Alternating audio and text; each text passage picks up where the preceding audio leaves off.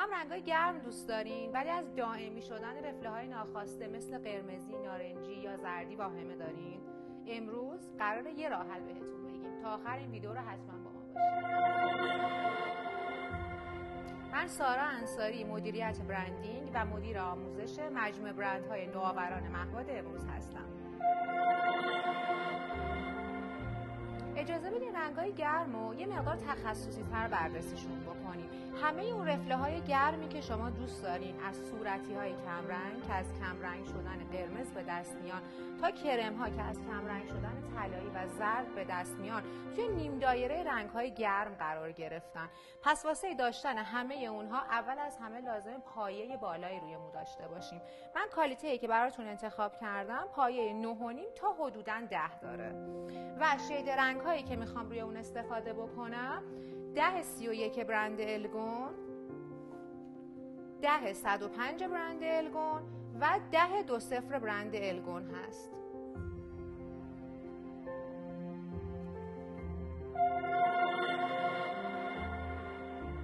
همونطوری که بهتون گفتم و رنگ‌های گرم کمرنگ روی پایه‌های بالا میتونن به شما جواب بدن و از کمرنگ شدن این رنگ‌ها، یعنی در واقع ترکیب شدنشون با رنگ سفید به دست میان، ولی شما احتیاج دارین که کنار این ترکیب‌ها از یک کنترل کننده استفاده بکنید. اون کنترل کننده ها لازم نیست که حتما رنگدونه‌های کاملا متضاد باشن. بهتر از رنگ‌های استفاده بکنیم که طیف‌های نسبتاً سردی دارن، مثل رنگ 1031، ولی کن این که رنگدونه هاشون فوق العاده کم رنگتر یا با اشباع رنگی کمه. رنگ 1031 توی دایره رنگ ما توی این نقطه قرار گرفته. رنگ 10-105 که جزو شیدهای فوق العاده خاص برند الگون هست، در کنار رنگدونه های کم رنگ شده قرمز از تون‌های نقره‌ای و دودی اضافه شده که بتونه گرمی رو همراه با خود تیوب کنترلش بکنه. توی دایره رنگ توی بخش روشن این طیف قرار گرفته و میبینین که رنگدونه های هر دو تیوب میتونن روی همدیگه تاثیر بذارن و همدیگه رو کنترل بکنن. رنگ بعدی که من با این دو شید رنگی ترکیب میکنم 10-20 که از شیدهای اینتنس طبیعی برند الگونه و باعث میشه علاوه بر اینکه موندگاری رنگ ما بالا بره، با شستشو به سمت طبیعی شدن میل پیدا کنه. رنگ اصلی این ترکیب تیوب رنگی 1031 هست که تقریباً 70% ترکیب رو شامل میشه.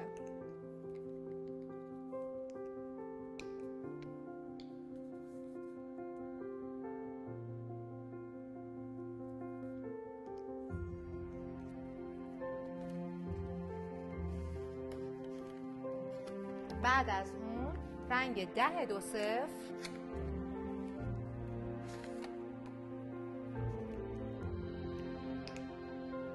که 20% ترکیب رو شامل میشه.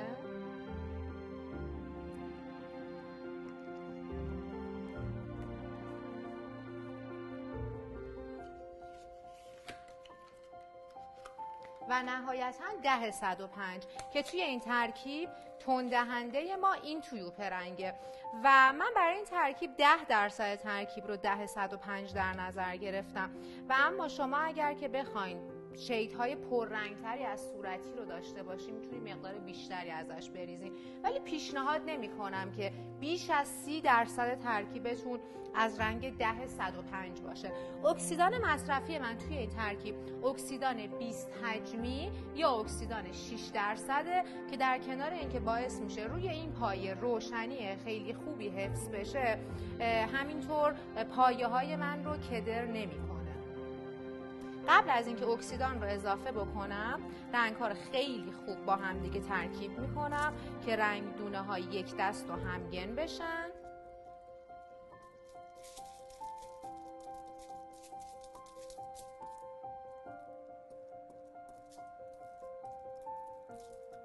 و بعد از اون از اکسیدان 20 حجمی استفاده می کنم. نسبت استاندارد ترکیب رنگ و اکسیدان برند الگون 1:1، ولی من توی این ترکیب از نسبت 1:1.5 با اکسیدان استفاده می کنم و دلیل اینکه حجم اکسیدانم هم بالاتر در نظر گرفتم همین علت رو داره.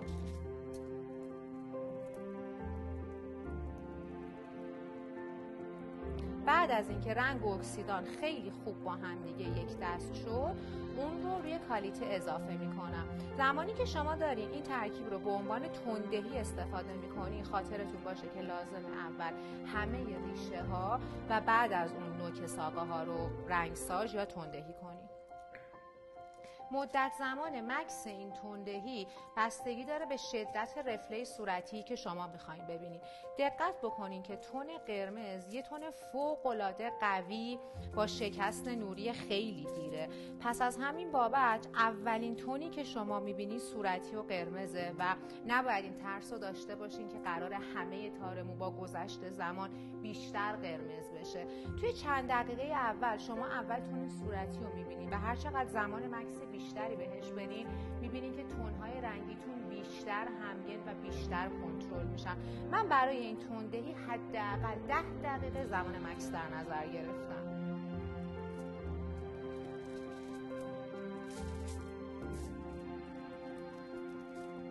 از این ترکیب رنگ حتی زمانی که رفله های ناخواسته سبزی یا کدری هم توی کار داشتین میتونین استفاده کنین.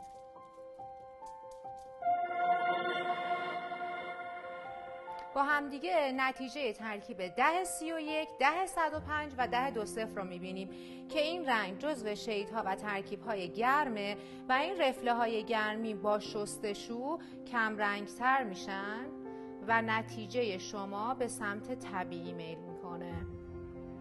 شما میتونید با بیشتر ریختن رنگ 10-105 رفله های صورتی بیشتری به ترکیب و نتیجهتون بدین و در هر صورت هر چقدر هم که دوام کار بالاتر بره با شستشو نتیجه این رنگ دقیقاً یه رنگ خام پایه است.